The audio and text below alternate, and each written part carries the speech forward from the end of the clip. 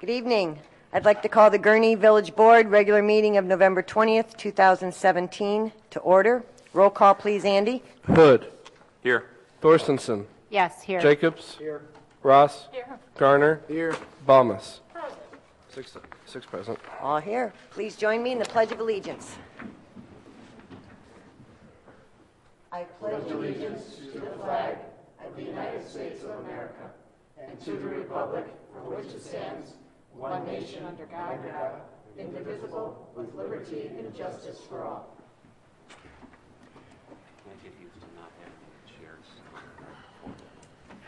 All right. Thank you, everyone, for being here tonight.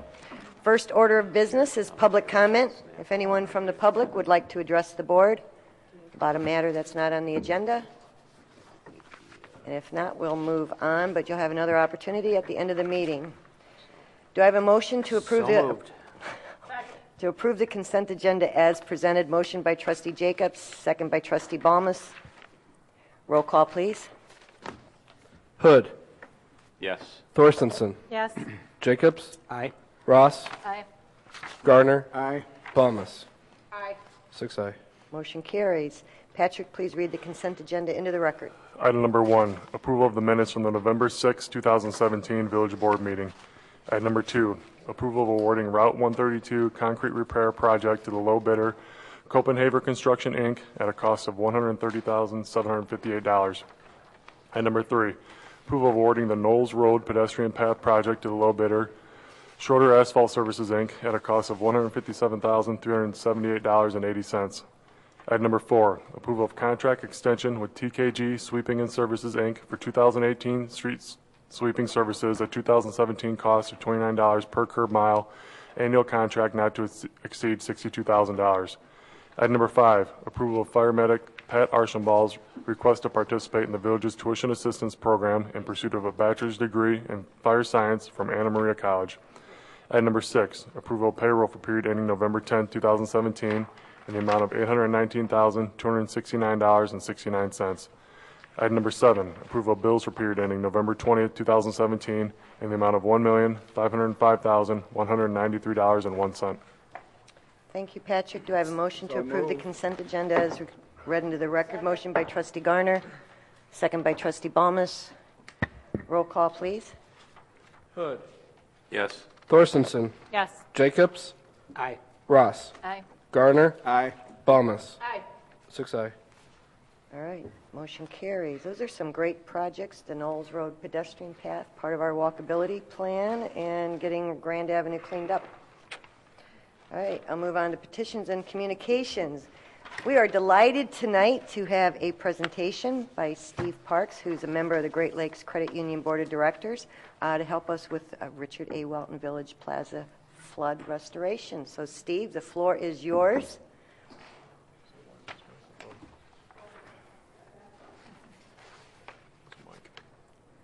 Wireless? Did you use a wireless? No? Okay. Good evening, everyone. In case you don't know me, I'm Steve Park. I'm on the board of directors of the Great Lakes Credit Union, and I'm here with both Donna and Erica, also staff of the Great Lakes Credit Union. And for the past few years, the board of directors has assigned for each of our multiple branches an opportunity to look for a good charitable use for some amount of funds. In this case, happens to be $3,000. And when we checked around and talked to the branch people, what would be a good opportunity, the end result was, you know, the village got hit by a flood this year, didn't they? Maybe they could use a little extra cash to help restore the Welton Plaza on Old Grand Avenue. So we have here, and I forget, who's got the actual check? One of you guys. There we are. We have a real check over there. I don't even get to touch it. We wouldn't give it to you, Mayor. It's not a safe thing. In the right person's hands. But we have this item here that says, giving you money to help restore a civic focus for this community is definitely a good thing. Thank you very, very much. This is a huge help. We want to make sure that we restore it, so we really appreciate the credit union's help with this. We are actually planning lots of fun activities. One we'll talk about in a little bit, but our esteemed village administrator wants to do a Christmas tree lighting there next year. I know. So this kind of helps with that. And we're going to have another event on December 4th that I'm going to talk about in a minute. So these funds will be put to good use. So thank you very, very much. Very much.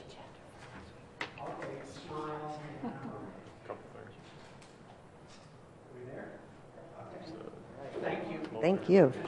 Don't be a stranger.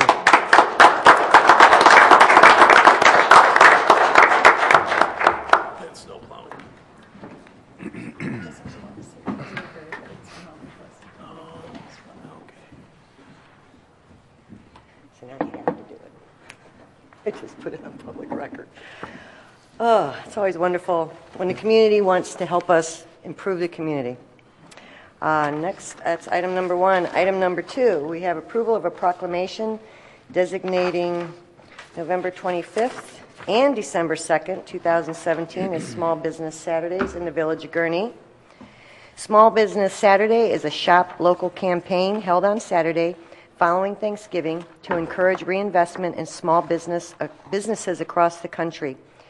And Saturday, December 2nd, is the Canadian Pacific Holiday Train and represents an opportunity to showcase Gurnee's small businesses. And small businesses are the foundation of our economy, with half of America's workers either owning or working for a small business. And according to research from Civic Economics, for every $100 spent at a local store, $68 stays within the community, while online shopping generates little or no benefit for the local economy. And by shopping locally, consumers help generate sales tax that support local services such as police and fire departments, support local jobs, and encourage local business owners to reinvest in the community.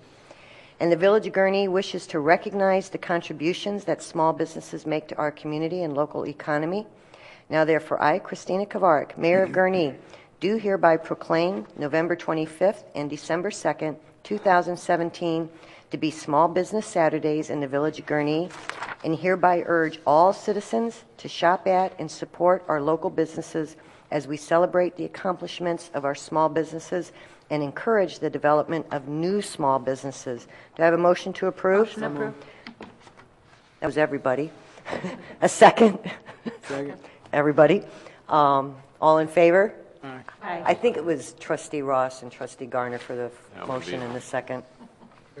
And at your seat, you have a flyer that's got a little bit more editing to be done with it, so don't let's run out and put it on social media yet. It's a special note for me. But we'll get it out probably, Jack will get it posted probably tomorrow. We have 27 businesses that signed up to participate this year, and that's up from 17 last year. Thank you, Ellen, for your hard work on this. We're actually going to be operating a shuttle on December 2nd from 2 to 7 p.m. from Riverside Plaza and Saratoga Square. So we'll have details in the flyer on that. But it's really, really important. I cannot stress it enough that we encourage everybody to shop local. So as soon as Jack has it out, please spread the word, share the information, and let's remind people why shopping local is where it's at. So this is a good thing. All right, so it is declared. What's next? Next up, we have another very important proclamation approving December 2017 as National Drunk and Drug Driving Prevention Month in the Village of Gurnee, and it's called Drive Sober or Get Pulled Over. Motor vehicle crashes killed 957 people in Illinois during 2016, and 37% of those deaths involved a driver impaired by alcohol, and the December holiday season is traditionally one of the most deadly times of the year for impaired driving. And for thousands of families across the state and the nation, holidays are a time to remember loved ones lost, and organizations across the state and the nation are joined with the Drive Sober or Get Pulled Over campaign that foster public awareness of the dangers of impaired driving and law enforcement efforts to curb impaired driving. And the Police Department of the Village of Gurnee is proud to partner with the National Highway Traffic Safety Administration, the Illinois Department of Transportation's Division of Traffic Safety, and advocacy groups in that effort to make our streets and roadways safer. Now, therefore, I, Christina Kavark, Mayor of Gurnee, do hereby proclaim December 2017 as Drunk and Drugged Driving Prevention Month in Gurnee, and do hereby call upon all citizens, government agencies, public and private institutions to promote awareness of the impaired driving problem, to support programs and policies to reduce the incidence of impaired driving, and to promote safer and healthier behaviors regarding the use of alcohol and other drugs this December holiday season, as well as throughout the year. Do I have a motion to approve? So motion by Trustee Balmas, second by Trustee Garner. All in favor say aye. Aye. And we will have Deputy Chief Smith's extra enforcement starting, don't we have? Next week. This Wednesday night or next Wednesday night? This Wednesday night and runs for? Through the weekend. Okay. So a little before December, but we're still getting out there, so thank you. All right. All right, and then I have a couple of reminders. This Thursday morning at 8 a.m. is our wonderful 24th Annual John Callahan Memorial Turkey Trot. Starts at Fire Station 1. We've had registration, so I don't know if it's up or down, but it's become quite a tradition for many families to start their Thanksgiving morning running with all of us over at the fire station, so please join us that morning. Also, as a reminder, Saturday, December 2nd, we have the Canadian Pacific Railroad Holiday Train coming up to Viking Park. They'll be on Depot Road starting approximately at 3:50 p.m. They'll be arriving. We'll have a series of activities, plus be running a shuttle to support small businesses, and that's always a wonderful occasion. And I'll be the first to say it, December 4th at noon, we will be raising the Illinois bicentennial flag, which we just received, and having a small ceremony to kick off Illinois' 200th year birthday anniversary. I guess not so much a birthday. But we're going to do that at Welton Plaza. So please join us that day, too. It's an exciting time for Illinois to celebrate 200. December 4th at noon. Jack will get details out. Him and I just discussed it earlier, and we think doing it at Welton Plaza is very fitting, as Mayor Welton loved Illinois almost as much as he loved Gurnee. So, all right, did I forget anything? Nope. Got it all. All right, do we have any reports? No, just a reminder, we will have a committee of the whole meeting next week, so we're going to go over the multi-year financial forecast, have an actuary here from Lauterbach and Amon to talk about our police and fire pension funds, and then also have a refresher on the snow and ice control program from our street supervisor, Jake Balmas. So, meeting next Monday. All very important stuff. All right, any old business? No. All right, new business. Item number 1. This is just a discussion item about a encroachment that was discovered. And before we encourage these residents to go through the variance process, Scott just wanted to kind of outline it and get a feel for how the board thinks about it versus putting residents through it, and then it gets up to us and it goes nowhere. So, Scott, it's a potential variance at 4739 Middle Road for a shed that encroaches into the rear yard and side yard, as well as utility and drainage easements. So, correct. Thank you, Mayor.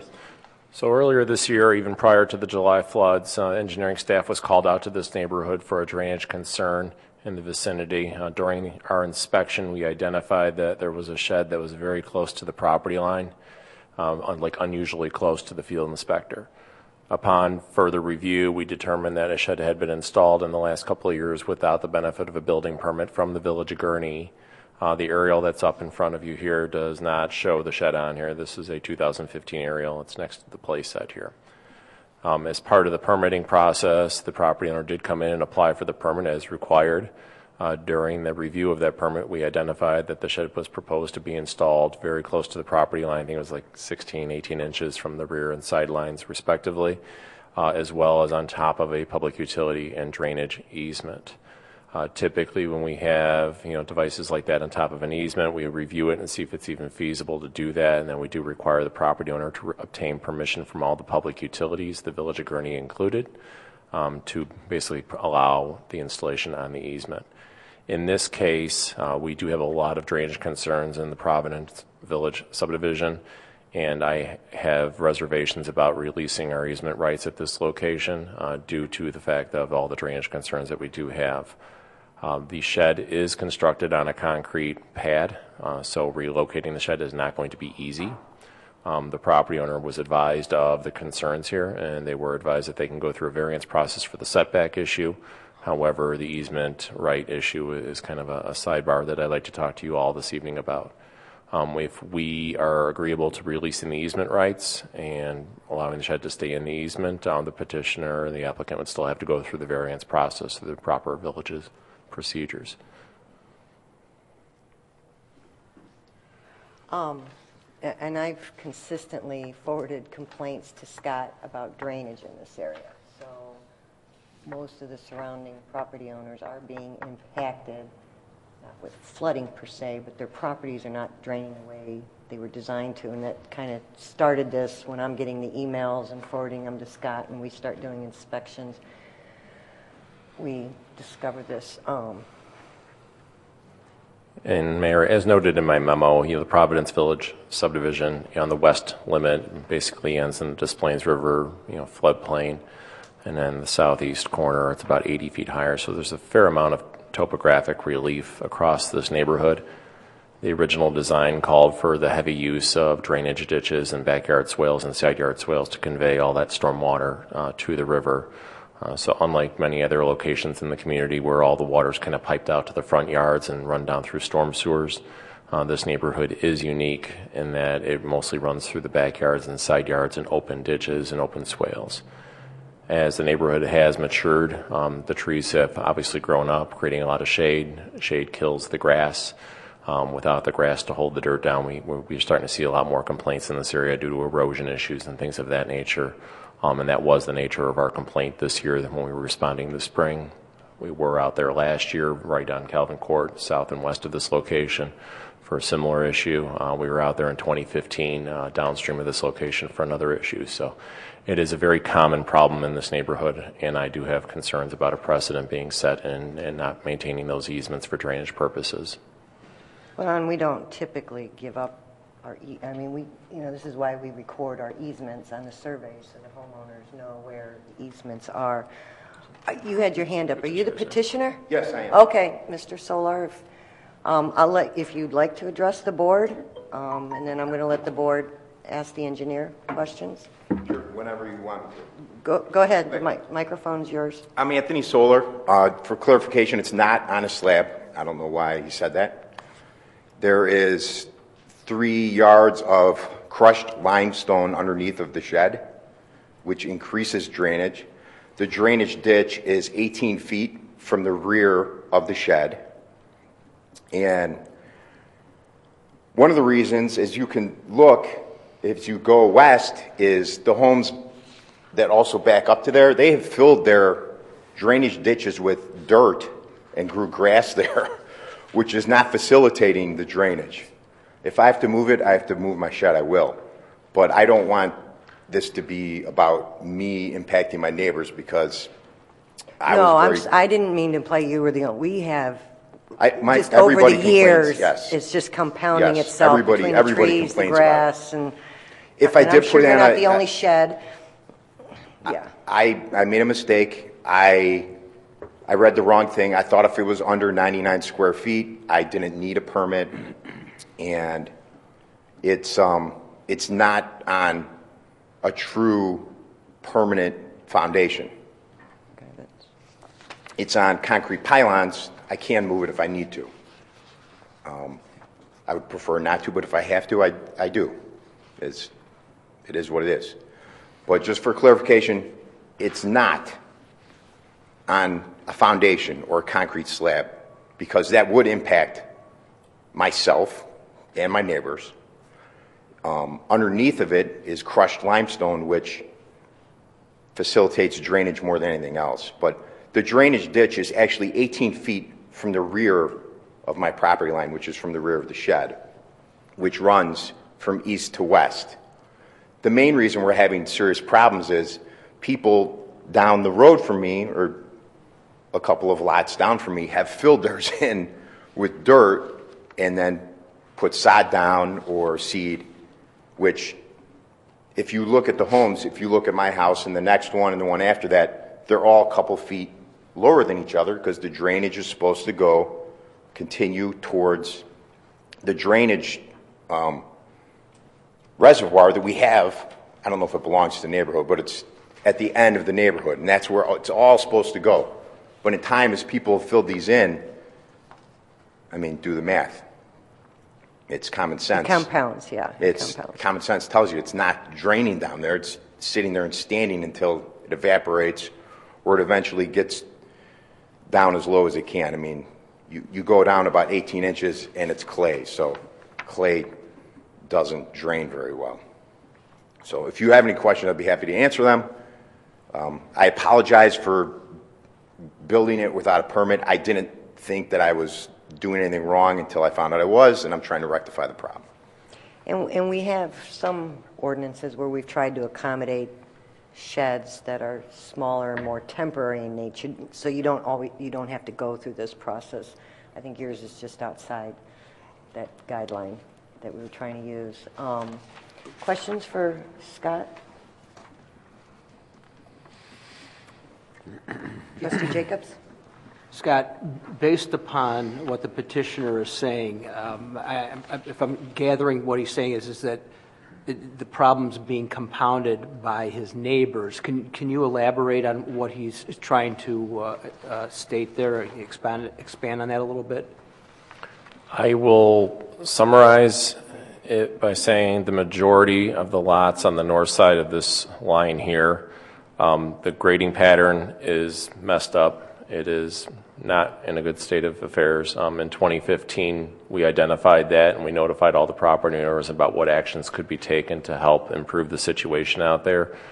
To the best of my knowledge, no action was ever taken by the neighbors. It would require about 4 of them to kind of come together to create the original swales that should have been conveying all this water from the east to the west. So it is not in accordance with the original design plans. The water is not contained to the easements in the current condition. As Mr. Solar indicates, the water, the drainage path actually appears to be outside of the easement area now. It's actually north of the shed and actually basically outside of the easement entirely. So the downside and my concern with that is if the drainage pattern is outside of the easement area, there is nothing that prevents that area from being filled in the future, or another shed or a pool or anything like that on private property where we don't have easement rights to prevent the installation and cause a future, more catastrophic blockage at that location. Does that answer your question? Yes, thank you. Can I, Trustee Balmas? is the easement, that's the village's, in order to, are we talking about the village doing something, or we're talking the property owners are the ones responsible for keeping that clear? The village's policy is we don't do work on private property in easement or otherwise unless there's some extenuating circumstance for public benefit. So in a situation like this, as was handled in 2015, we identify the problem. We offer drainage assistance to the property owners in the form of professional services we recommend you do this to help yourselves out here. If a blockage were to occur in a public utility easement that is causing, a threat to property or life or something of that nature, the Village of Gurnee has the ability to step in and exercise those easement rights. In this situation, again, it is overland drainage, unlike a storm sewer where obviously if the pipe failed, we'd have to go into a yard to repair the pipe. So it's just a little bit different animal because it is more grading than structural piping. And that area is not under any home associations or anything? Right? There is a homeowners association. I don't know what their rights are with respect to access to private property easements, however. Thank you. How far off does it need to be from the lot line? 18 inches? I think that's the current situation. The zoning setbacks, somebody's going to... So 3 feet from the side yard and 5 feet from the rear yard.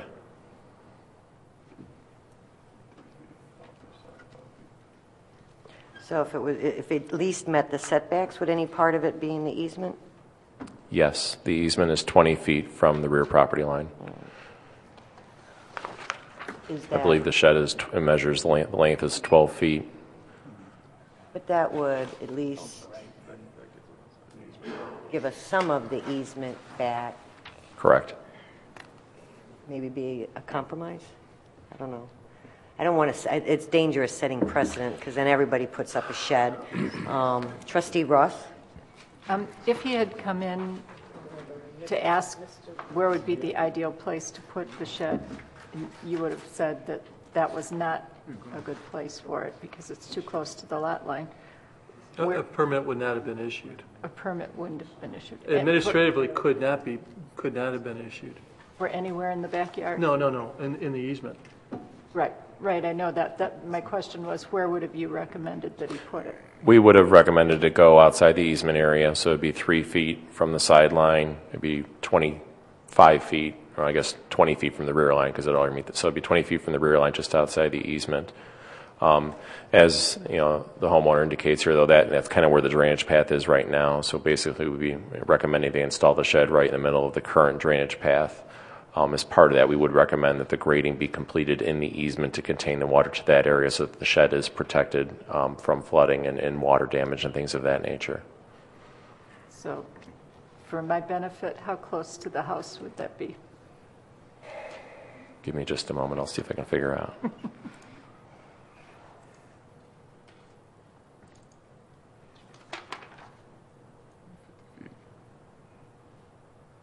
About 40 feet from the back of the house.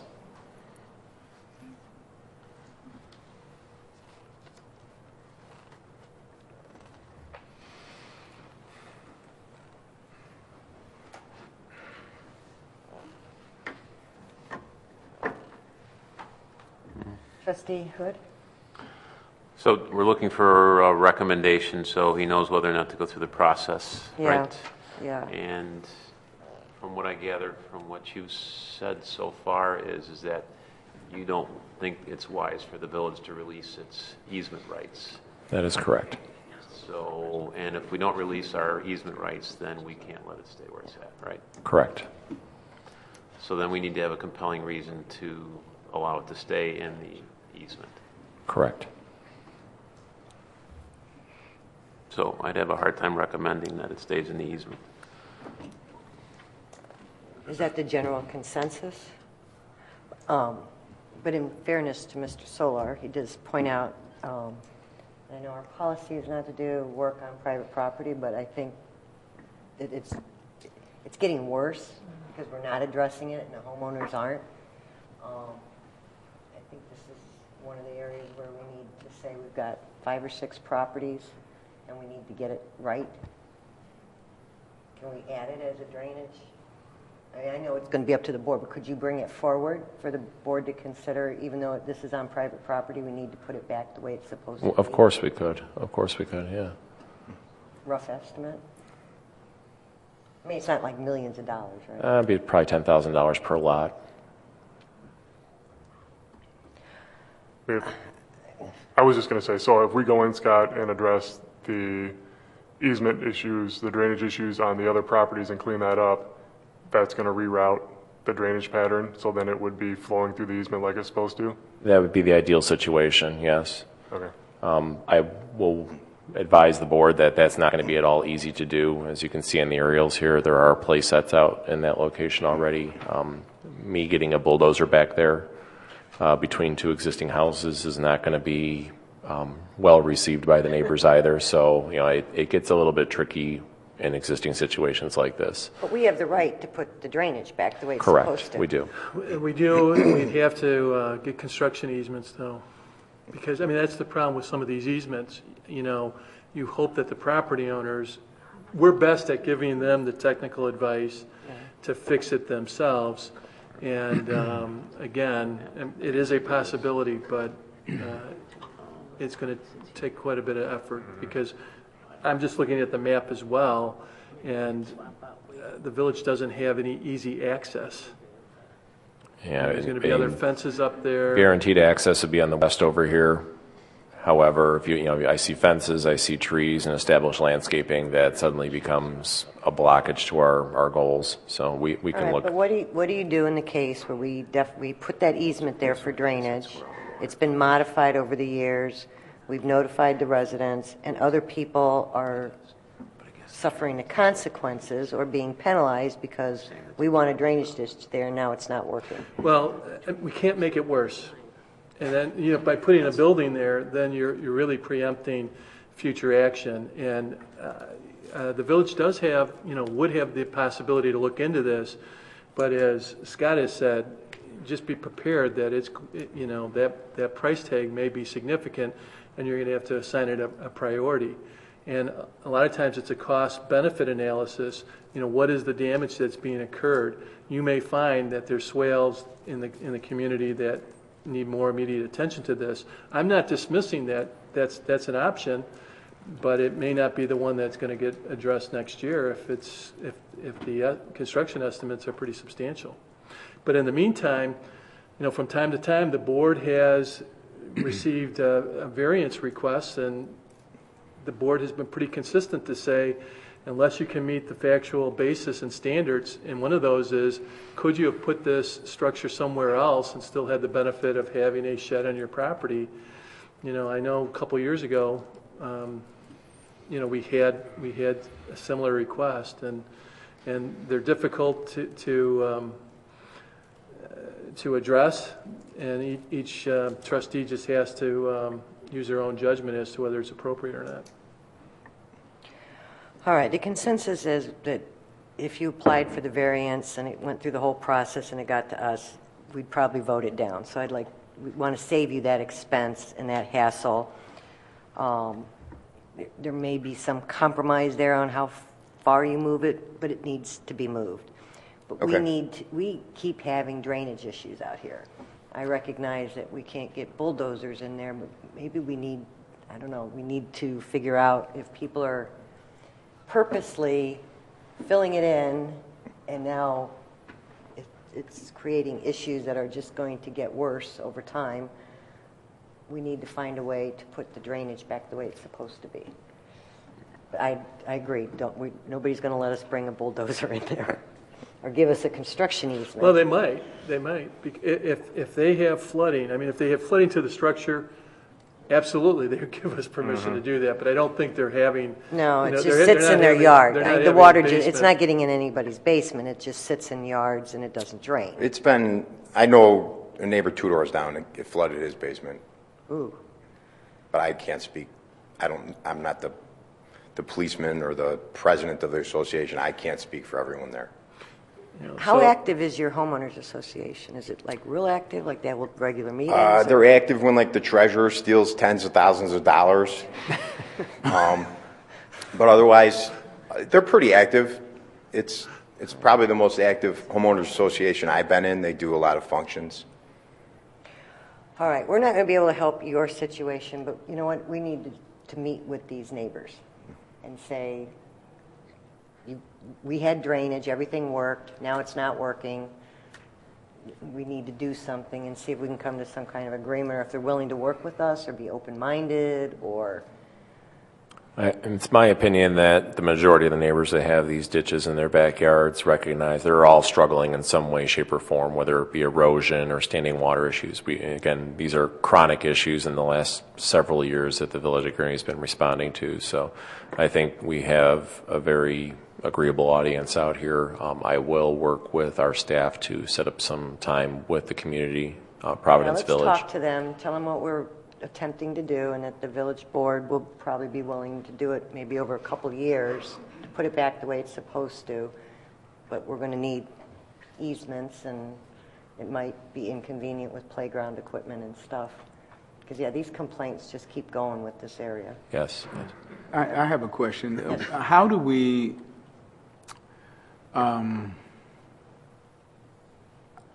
legislate, control how if a neighbor or resident is continuously filling in the drainage ditch, one, how's the village responsible for putting it back?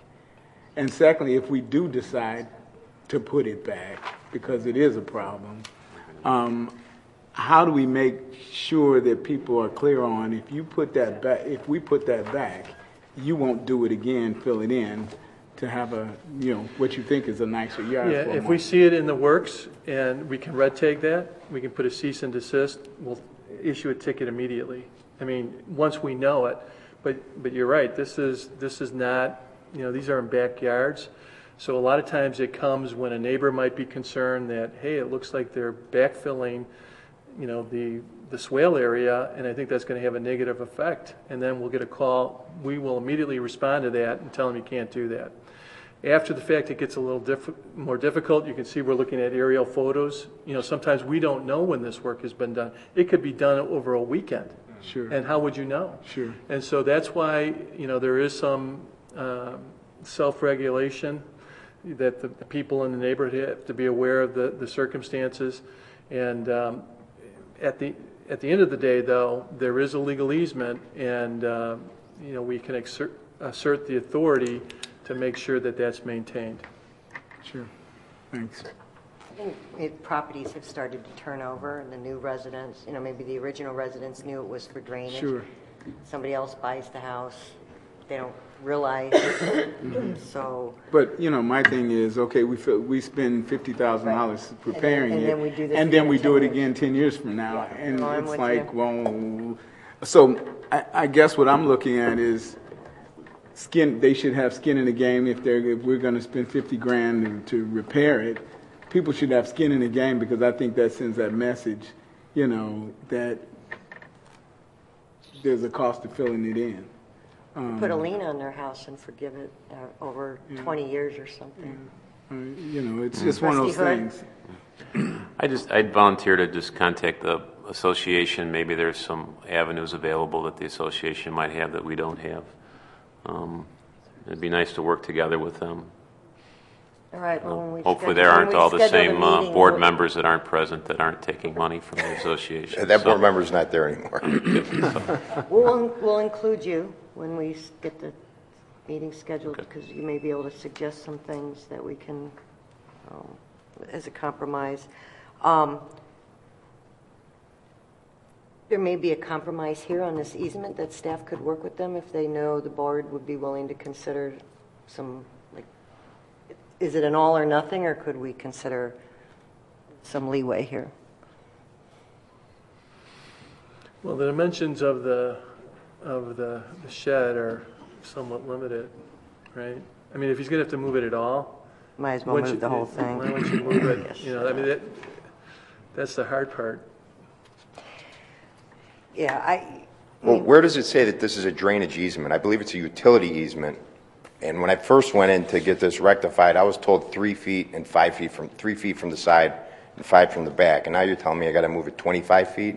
That's going to be a lot larger task for me to undertake. I already have to move the place at. the survey does indicate that it's drainage and utility. Okay. Well, the drainage is 18 feet from my property line. The drainage. Only because it's been modified. The drainage It's should be been going modified right by through there. nature, not by people Yeah. going back there and physically doing it.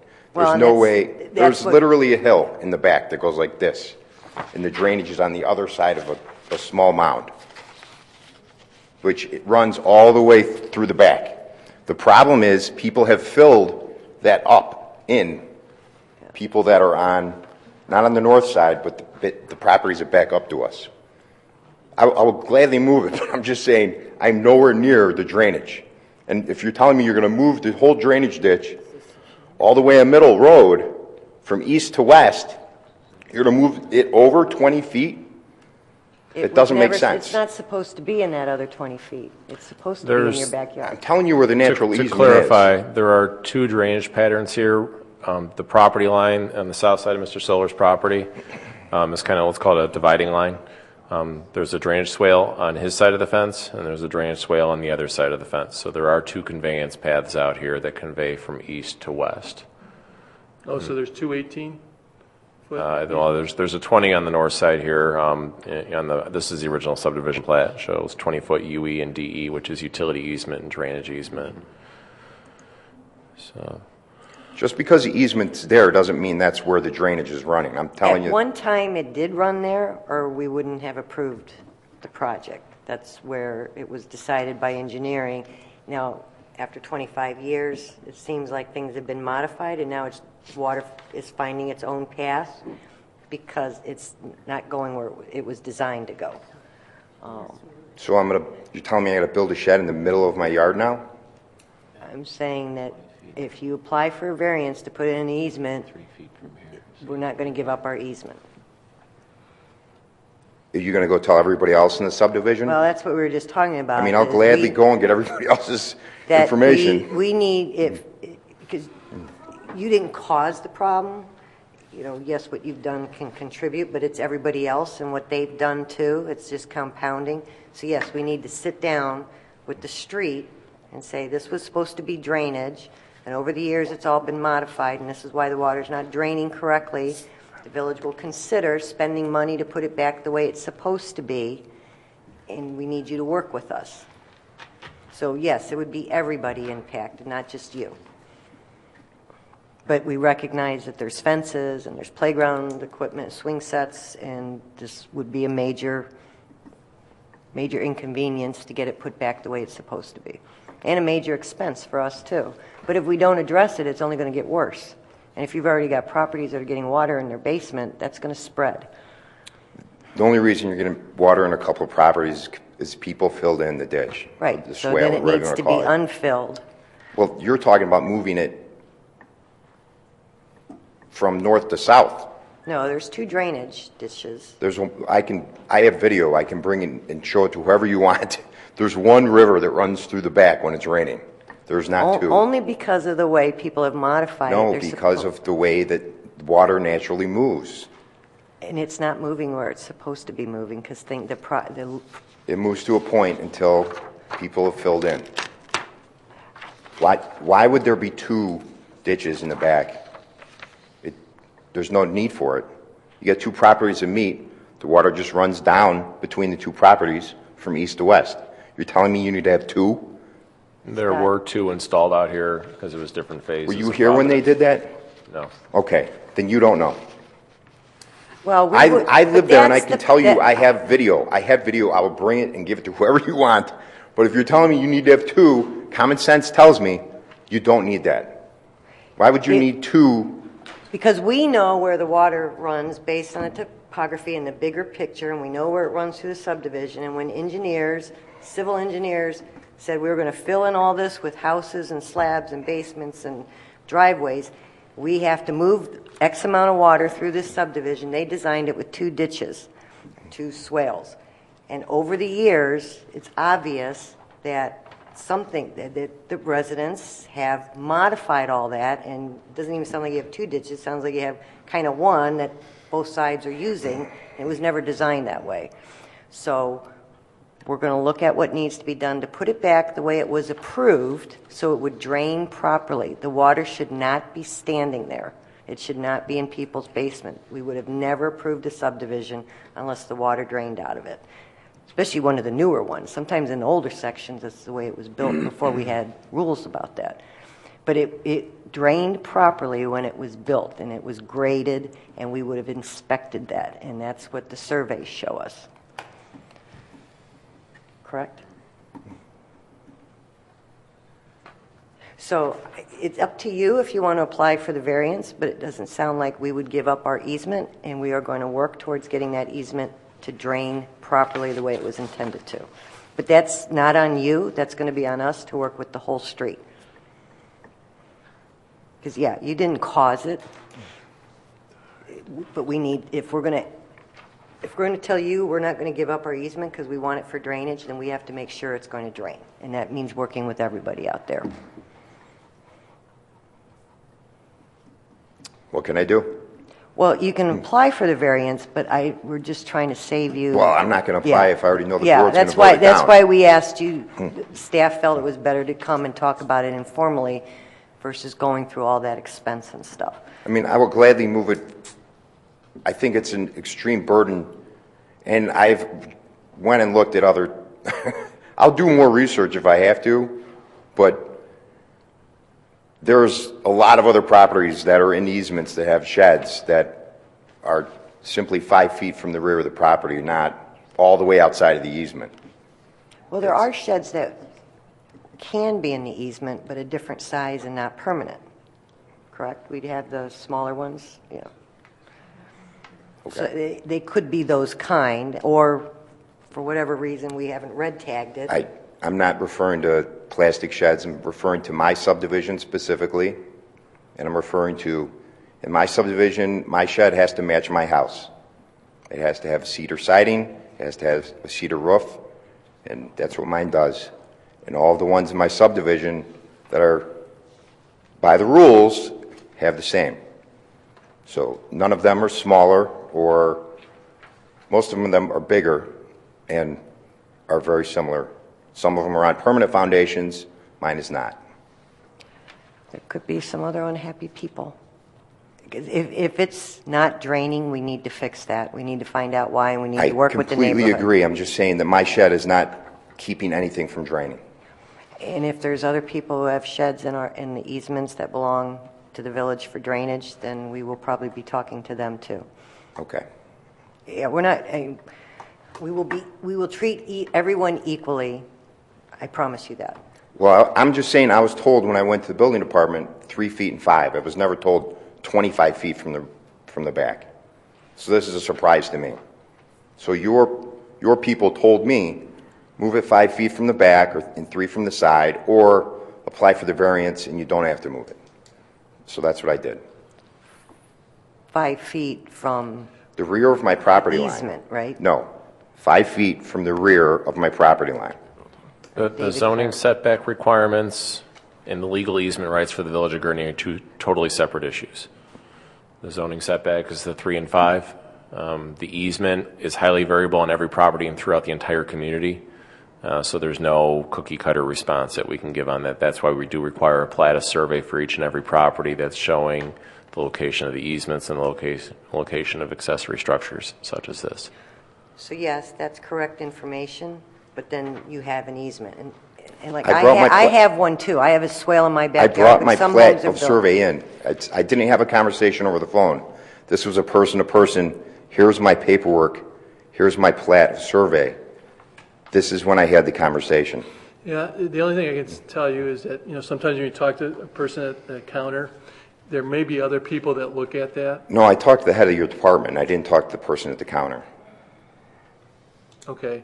Well, again, setback, that is an accurate statement in terms of setback. You know what, Guy, I appreciate your time. I'm not going to argue with you anymore. I've said what I said. You're not going to approve it, so we'll move on. But you have pointed out that we need to get actively involved in there to make sure that our easements are the way they were designed to be.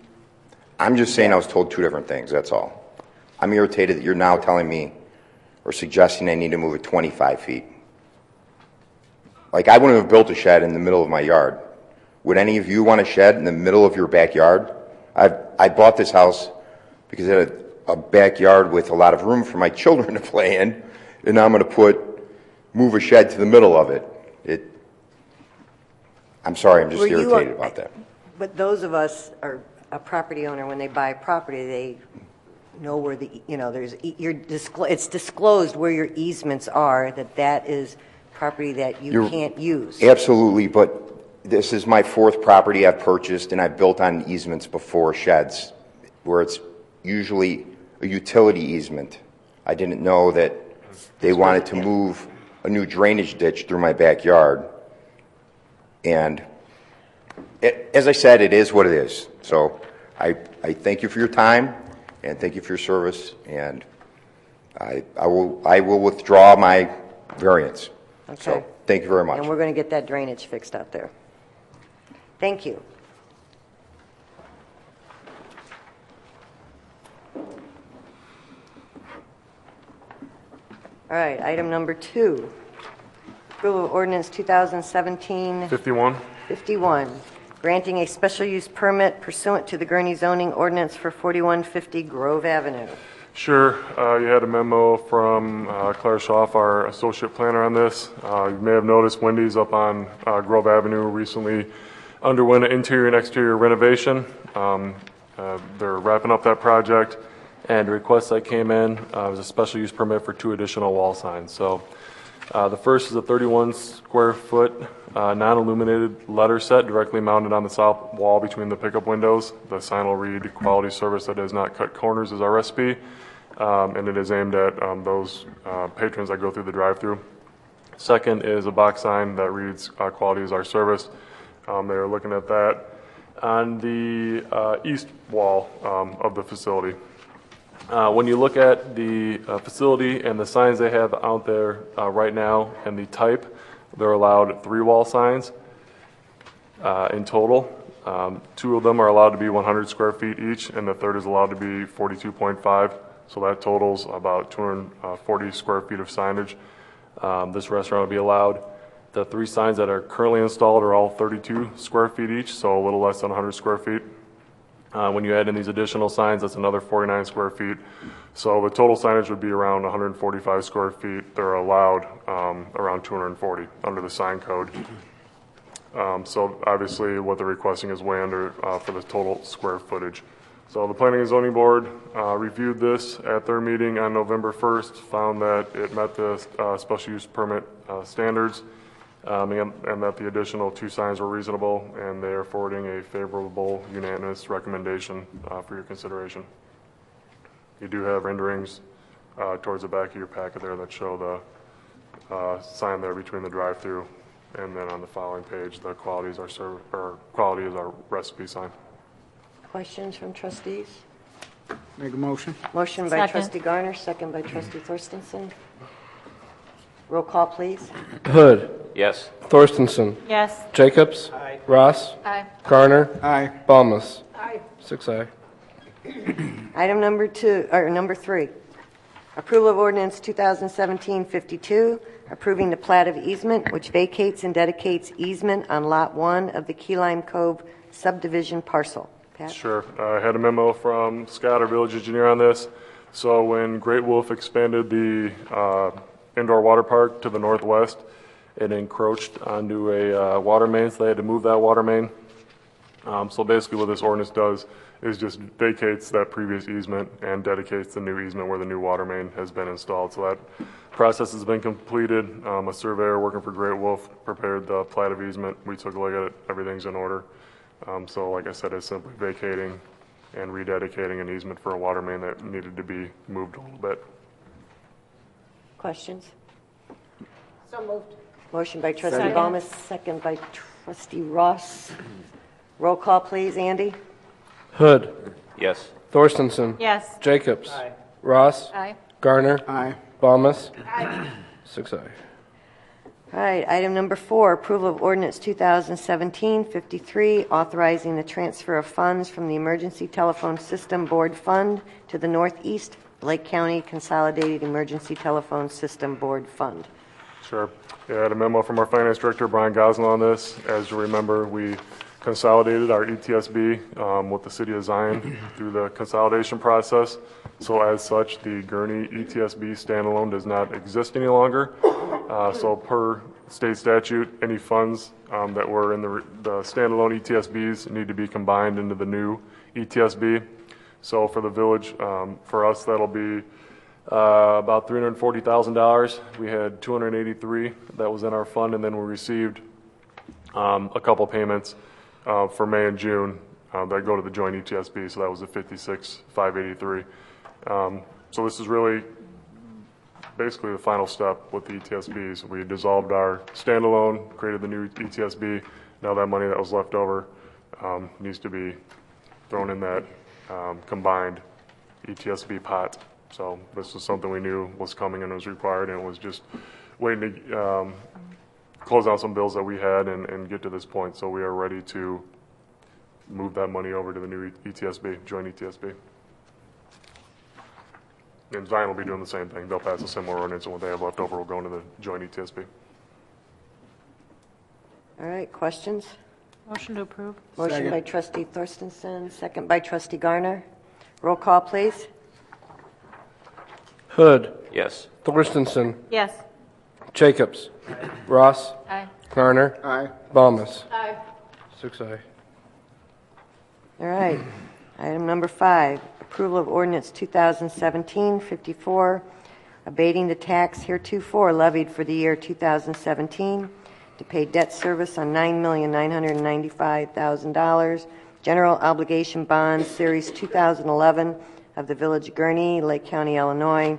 That's a debt service payment of $1,199,450. Sure. So we do this every year. As you know, we don't levy a property tax for debt. We make a transfer from the general fund and abate the property tax. So this is our Series 2011 bonds. These are the Macy's bonds. Last year we had 2 abatements, the police department and the Macy's bond, but the police department's going to be paid off here shortly, so we don't have to abate that anymore. So that's good. These Macy's bonds will be paid off December of 2022. So again, we'll abate the property tax on this, and Gurnee residents will enjoy not paying any property tax to the Village of Gurnee. And then I know it usually comes up, the payments on the pool. Those are done in January 2021. So there's no debt to abate on that, but I know we always like to mention that, so.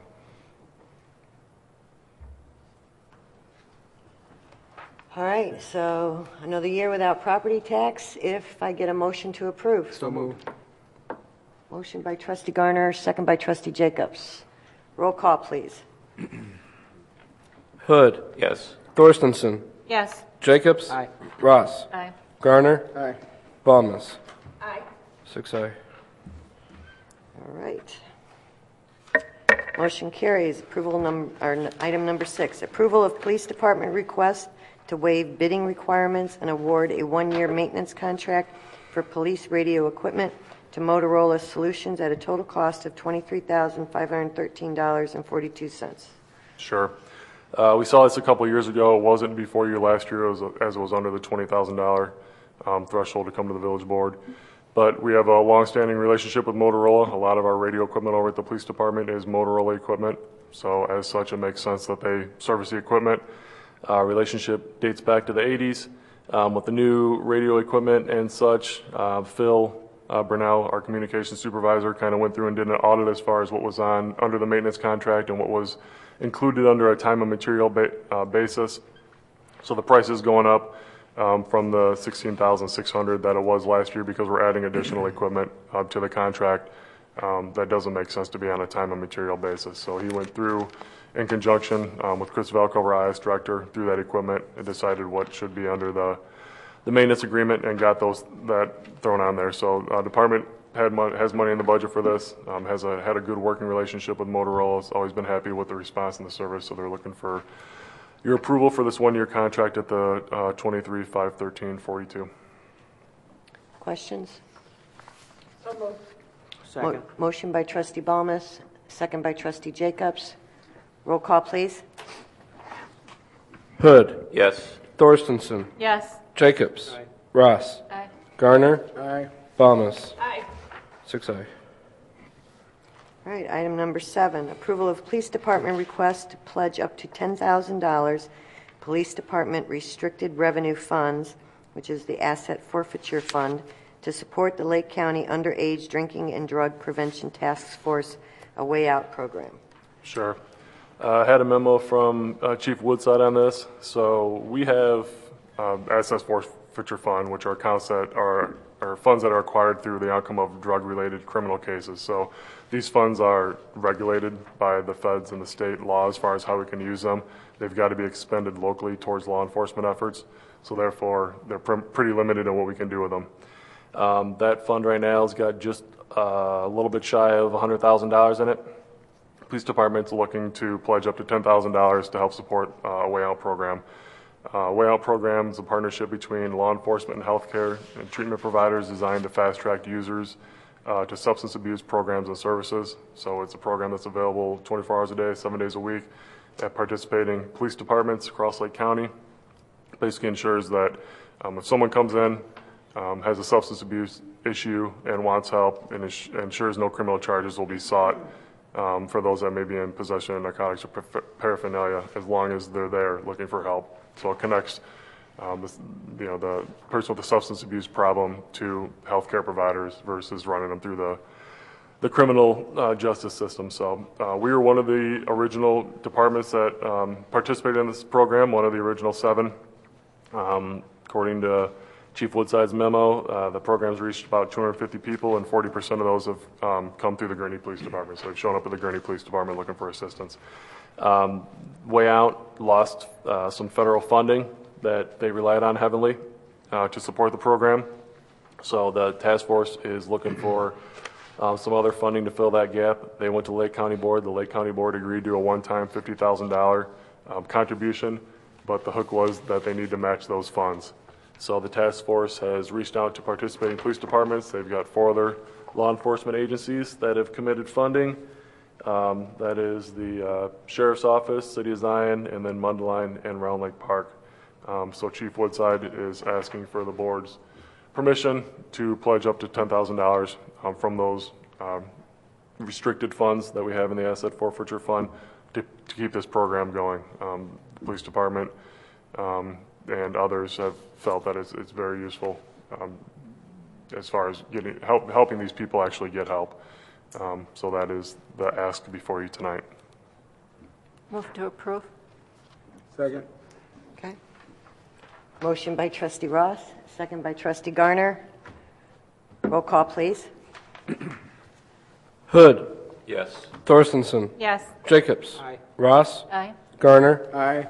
Balmas. Aye. 6-0. All right. Motion carries. Last item, confirmation of emergency situation and execution of a contract for emergency sanitary sewer interceptor lining with the low bidder. Horror. I know I'm pronouncing that wrong. Harrer Construction in the amount of $23,370 under the Village of Gurnee Purchasing Policy Section 2.1.4. And Patrick had let us know about this. Yeah, I sent you an email on November 9th about this situation. So we had a 18-inch sanitary sewer interceptor along Route 21 that was failing. So we got Campanella and Son in here on an emergency basis to get that stabilized and opened back up. But obviously that was just a temporary fix. It's in need of more attention. So when Scott went through and had it televised, they found about 205 feet of pipe that's lost its structural integrity. So this serves an area on the west side of Route 21 over towards Six Flags, over towards the tollway. So it's a pretty big area with a lot of sewage flowing through that pipe. So a collapse of it would not be good. The significant lead time on having this repaired. So with that being said, I executed a contract. Scott was able to get 2 bids, and the contract that was executed was the lower of the 2. But per the purchasing policy, the village board needs to confirm that it was in fact an emergency situation, and then sign off on execution of that contract. So It was an emergency. Questions? Do I need a motion on that? yes. So moved. Okay. Motion by trustee Jacobs, second by trustee Garner. Roll call, please, Andy. Hood. Yes. Thorstensen. Yes. Jacobs. Aye. Ross. Aye. Garner. Aye. Balmas. Aye. 6-0. All right, that's the end of our official business. I'll reopen the floor to the public. Not too much. Trustee Ross? I just want to remind everyone that tomorrow morning is the Exchange Club One Nation Under God breakfast at 7 a.m. at the Village Church of Gurnee.